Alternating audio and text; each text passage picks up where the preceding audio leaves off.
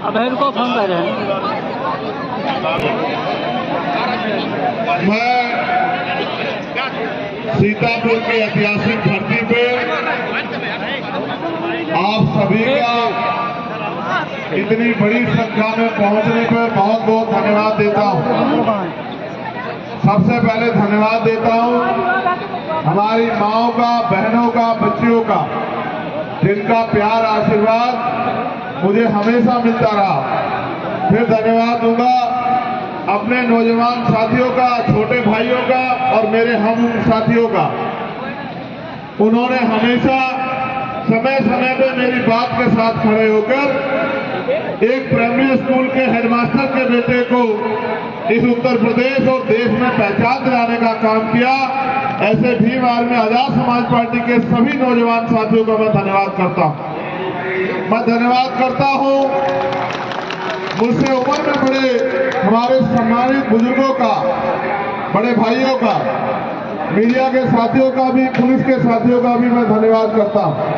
और सबसे ज्यादा धन्यवाद करता हूं यहाँ की जो टीम है, जिन्होंने अपनी मेहनत का एक एक पैसा लगा के पिछले लंबे समय से दिन रात देख करके गांव-गांव, गली-गली जाके लोगों के बीच में संघर्ष करके उनके सुख में खड़े होके आजाद समाज पार्टी को, भीम आर्मी को आज एक ताकत बनाने का काम यहां पर किया। ऐसी हमारी यहाँ की पूरी टीम, भाई अनस खान जी, नियाज अहमद जी, अजीत भारती जी, दिलीप जाटव जी, श्यामलाल भारती जी, परवीन संगम जी, अंबुज राज जी, सुशीला गौतम जी, छत्रपाल भारती जी, तोकीर अहमद जी, सुपेंद्र आजाद जी, राजकुमार गौतम जी, सुधीर राजवंशी जी, अरुण भारती जी, श्री कृष्ण जाटव जी, रोहित चौधरी जी और मेरे छोटे भाई और कर्मठ साथी जो यहाँ लंबे समय से मेहनत कर रहे हैं, सीतापुर के सम्मानित जिलाध्यक्ष छोटे भाई विश्वदीप चौधरी जी का भी मैं धन्यवाद करता हूँ। मैं धन्यवाद करता हूँ हमारे उत्तर प्रदेश के भीम आर्मी के सबसे बड़े नेता और मेरे छोटे भाई कुलदीप भार्गव जी का मैं धन्यवाद करता हूँ। अनिकेत धानुक जी का मैं धन्यवाद करता हूँ। हमारे बड़े नेता सौरभ किशोर जी का, विजय जी का और तमाम साथी जो यहाँ पहुंचे। अब मैं आप सबसे आग्रह करूंगा कि आप जितना स्थान बढ़ जाए तो मैं अपनी बात सभी साथियों को मजबूत नेता और मेरे छोटे भाई राकेश जी का भी जो जिला अध्यक्ष है उनका भी बहुत बहुत धन्यवाद करता हूँ। सम्मानित साथियों, अपनी बात को शुरू करने से पहले समय समय पे भारत की धरती पे जन्मे सभी संतों, गुरुओं, महापुरुषों को नमन करता हूँ। उन महापुरुषों को इसलिए नमन करता हूँ क्योंकि अगर वो महापुरुष हमारे लिए न जीते, हमारे लिए संघर्ष ना करते, अपनी सुख सुविधा को न्याय त्यागते, अपने जीवन में अपने अंतिम क्षणों तक हमें हमारे पैरों पे खड़ा करने के लिए, स्वाभिमान सम्मान का जीवन देने के लिए अथक प्रयास न करते, तो आज इस देश के कमजोर वर्गों के पास, न्याय पसंद समाज के पास, दलित, पिछड़े, आदिवासी, मुसलमान, जैन, सिख, बौद्ध, ईसाई, पारसी और वो तमाम लोग जो गरीब हैं, उनके पास वो सुख सुविधा और सम्मान नहीं आता जो भारतीय संविधान ने हमें दिया। इसलिए मैं उन सभी महापुरुषों को नमन करता हूँ। महामानव तथागत बुद्ध से लेके संत शिरोमणि सतगुरु रविदास जी महाराज, भगवान वाल्मीकि महाराज, गुरु नानक देव, संत कबीर, गुरु घासीदास जी महाराज, संत गाडगे जी महाराज, नारायणा गुरु, राष्ट्रपिता ज्योतिबा फूले, छत्रपति साहू जी महाराज, डॉक्टर बाबा साहब अम्बेडकर, महामना रामसु वर्मा, पेरियार लल्ले यादव, ईवी पेरियार रामानायकर स्वामी, संत राम बी प्रजापति, बाबू जगदेव प्रसाद कुशवाहा, जननायक कपूरी ठाकुर, मान्यवर दीना मानव वाल्मीकि साहब, मान्यवर काशीराम साहब और वो महापुरुष, चाहे आजादी की लड़ाई में उनका योगदान रहा हो, माँ उदयदेव पासी हो या माँ छलकाई बारी कोरी हो या माँ अवंतिका बाई लोधी हो, उन तमाम महापुरुषों को, वीरांगनाओं को भी मैं नमन करता हूँ। मेरे प्यारे भाइयों, आज देश उस हालात में खड़ा है जिस हालात में हम लोग आजादी से पहले थे, क्योंकि तब हम पे अपनी बात को रखने का अधिकार नहीं था। लेकिन अगर कोई अपनी बात को बगावत करके रखता था तो सरकार के जुल्म सितम का सामना उनको करना पड़ता था। आज भी हालात ऐसे ही हैं। आज भी उत्तर प्रदेश और केंद्र में जो भारतीय जनता पार्टी की सरकार है, वो हमारे लोगों का दमन करने पर तुली है, वो हमारे अधिकारों को कुचलने पर लगी है। उनका बस चले तो हमारा सांस लेने का अधिकार भी वो छीन ले। जिन अधिकारों की वजह से हम लोग पैरों पे खड़े हो रहे थे, चाहे वो आरक्षण का अधिकार हो, चाहे वो नौकरी का अधिकार हो, चाहे वो जमीनों का अधिकार हो, चाहे व्यापार करने का अधिकार हो, चाहे क्षमता के अवसर हो, चाहे अभिव्यक्ति की आजादी हो, आज उत्तर प्रदेश और देश में इनका कोई मूल्य नहीं है। चाहे पत्रकार हो, चाहे किसान हो, चाहे नौजवान हो, चाहे गरीब कमजोर हो, अगर कोई भी अपनी हक की बात करता है तो सरकार के लोग पहले उसको डराने धमकाने का काम करते हैं, फिर उनके ऊपर झूठे मुकदमे करते हैं, लाठियां चलाते हैं, और अगर तब भी उनकी कोई बात ना माने तो फिर वो गोली चला के उनकी हत्या कराने का प्रयास करते हैं।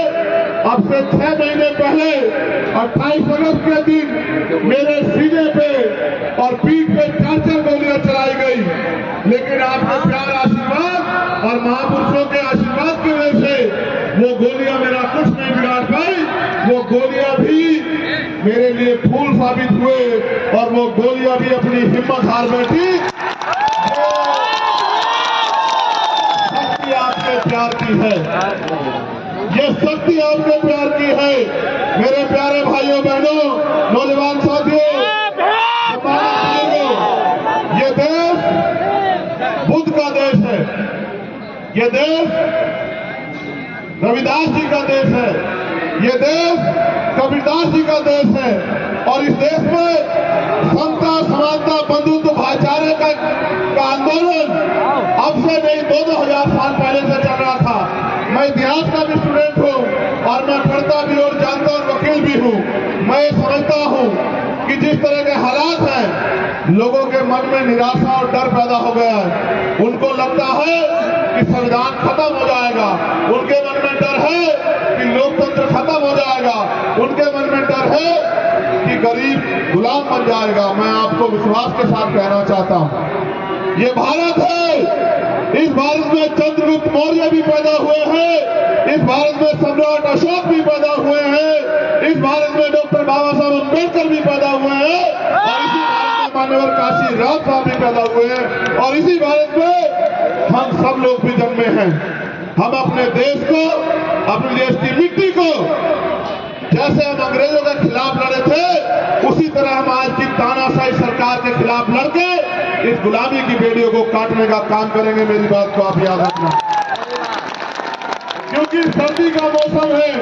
अभी मैंने प्रयास किया कि आपको सर्दी ना लगे, लेकिन अब मेरी बुनियादी बात आप सुन लो, क्योंकि जब तक आप मुझे सुनोगे नहीं, मेरी बात के साथ खड़े नहीं होंगे, उस बात पे काम नहीं करोगे, तब तक उत्तर प्रदेश में हमारे जीवन में कोई तब्दीली होने वाली नहीं।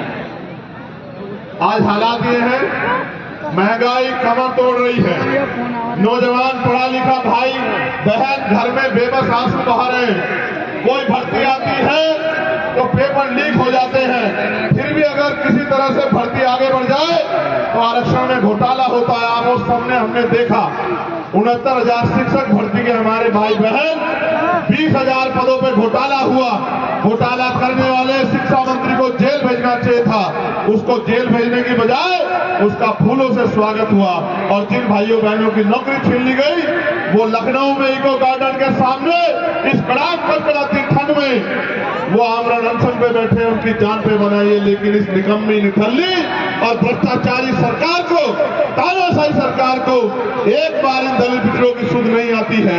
ये धर्म के आधार पर गैर बराबरी कर रहे हैं, ये जाति के आधार पर गैर बराबरी को बढ़ावा दे रहे हैं, ये हमारे लोगों को अपने पाले में लेकर हमारे अधिकारों को खत्म करने का काम कर रहे हैं। मैं आपको कहना चाहता हूं, गौर करो, 14 अगस्त 1947 जिस दिन ये भारत अंग्रेजों के अधीन था और हम अंग्रेजों से लड़ रहे थे, क्रांतिकारी अपनी जान को जोखिम में डाल के, अपनी जान को हथेली पे लेके देश की आजादी के लिए प्रयास कर रहे थे।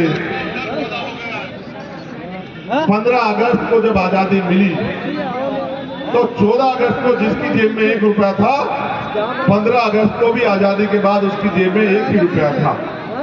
जिसके पास 1 गज जमीन थी 15, 16, 17 अगस्त 1947 को, उसके पास 1 गज जमीन ही थी, उससे फालतू नहीं हुई। जो व्यापारी नहीं था वो उद्योगपति नहीं बना, जिसके पास नौकरी नहीं थी उसको नौकरी नहीं मिली।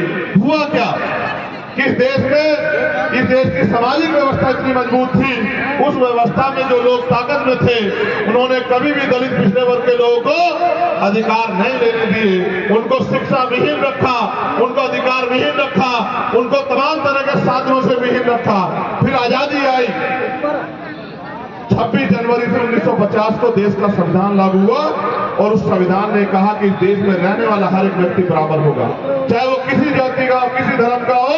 सबको अपने धार्मिक स्थलों पे जाने की, पूजा अर्चना करने की, तरक्की करने की, आगे बढ़ने की, बुनियादी सुविधा लेने की आजादी होगी। और जो सरकारी सिस्टम बनेगा उस सरकारी सिस्टम में हर एक आदमी की हिस्सेदारी होगी, हर एक आदमी का उस पर जोर होगा। लेकिन आज क्या है? आज क्या है? इस दिन आजादी मिली, धन धरती राजपाट में बंटवारा नहीं हुआ। मेरे भाइयों, मेरी माओ बहनों, जो गरीब था वो गरीब रहा, जो अमीर था वो अमीर होता गया, गरीब गरीब होता गया और अमीर अमीर होता गया। थोड़ी बहुत जगह तब्दीली हुई, वो जो आरक्षण की व्यवस्था हुई सरकारी नौकरियों में, उसकी वजह से मेरे आपके घर के लोग सरकारी नौकरियों में पहुंचे। सरकारी नौकरियों में पहुंचे तो जेब में पैसे आए, जेब में पैसे आए तो पेट की भूख शांत हुई। जब कनस्तर में आटा आ गया तो उसने सोचा कि हम इस देश में मेहनत मजदूरी सबसे ज्यादा करते हैं, फिर भी हम इस देश में गरीब क्यों हैं। और निर्णय ये हुआ कि बाबा साहब अम्बेडकर की बात को अगर हम नहीं मानेंगे, बाबा साहब अम्बेडकर की बात के साथ हम नहीं खड़े होंगे तो ये गुलामी की बेटियां नहीं कर सकते। और बाबा साहब ने क्या कहा? बाबा साहब ने कहा, जिस दिन वोट का अधिकार उन्होंने हमें दिलाया, कहा कि आज मैंने रानी का पेट चीर दिया, आज के बाद राजा जो पैदा होगा वो मतदान पेटी से पैदा होगा, आज के बाद जो राजा पैदा होगा वो बैलेट बॉक्स से तैयार होगा। जब मैं अपनी बात को खत्म कर रहा हूं तो तब मुझे इस बात को आप याद दिलाना कि बाबा साहब ने क्या कहा। मैं सत्य बात सारे में कह रहा हूं कि जब मैं अपनी बात को खत्म करने की तरफ हूं तब आप मुझसे कहना कि भैया मत पेटी से राजा पैदा होगा, इसमें भी अपनी बात पूरी करो। कहोगे नहीं कहोगे? इसलिए आपको याद दिला रहा हूं कि आपको याद रहा। काम की बात सुनो। लोकतंत्र आया, लोकतंत्र की बुनियाद यह थी कि जिन अधिकारों से हमें वंचित किया गया वो अधिकार हम तक पहुंचे। लोक लेखा समिति बनी प्रदेश में, केंद्र स्तर पे, फिर और बात आगे बढ़ी, पंचायत स्तर पे पंचायत राज लागू हुआ और निर्णय उसका परिणाम ये था, उसका उद्देश्य ये था कि जो गांव में रहता है, जो शहर में रहता है, जो गांव के उस छोर में रहता है, जो बस्ती के उस टूटी झोपड़ी में रहता है, उसको भी सुख सुविधाएं मिले। चाहे वो प्रधानमंत्री की बेटी हो या एक मजदूर किसान की बेटी हो, उसको भी स्वाभिमान सम्मान का जीवन मिले। जो गरीब है वो अगर उससे टैक्स लिया जा रहा है तो उसको सुविधा देने का काम सरकार का होना चाहिए। हम इस देश के लोकतंत्र को समझ नहीं पाए। हमारे महापुरुष कह के गए, बाबा साहब अम्बेडकर ने भी कहा कि राजनीतिक सत्ता वो चाबी है जो आपकी सारी परेशानियों का हल कर सकती है। Political power is the master की। और उन्होंने ये भी कहा कि राजनीति में हिस्सेदारी नहीं करोगे तो उसका सबसे बड़ा दंड ये होगा कि आयोग के लोग आपके ऊपर शासन करेंगे। आज देश में ऐसे लोग राज सत्ता में बैठे हैं जिनसे ना राज चलाना आता, ना घर चलाना आता, जिनको ये भी नहीं पता कि किस तरह हमारी माए बहनें अपने आंसू बहा बहा के भूखे पेट इस देश में अपना समय पर व्यतीत कर रहे। किस तरह से एक गरीब आदमी जब अपनी बेटी की शादी करता है तो हजारों रुपए उधार लेता है, पूरी जिंदगी उस उधार को चुकाता रहता है। जब कोई आदमी अपने बच्चे को पढ़ाने का प्रयास करता है, अच्छी शिक्षा दिलाने का प्रयास करता है तो उसको अपनी जमीन गिरवी रखनी पड़ती है, जमीन बेचनी पड़ती है या लोन लेना पड़ता है और पूरी जिंदगी वो लोन नहीं उतार पाता क्योंकि बेटे को रोजगार नहीं मिलता। आज ठंड का माहौल है, पानी पिला दो भाई। आज ठंड का माहौल है, इस ठंड के माहौल को सीतापुर में हम ठंडा नहीं रखेंगे। इस ठंड के माहौल को हम लोग गर्मी में बदलेंगे और गर्मी में तब बदला जाएगा जब घर्षण होगा। और घर्षण तब होगा जब आप मेरी बात पे दोनों हाथ उठा के विश्वास दिलाओगे कि हम आपकी बात के साथ खड़े हैं।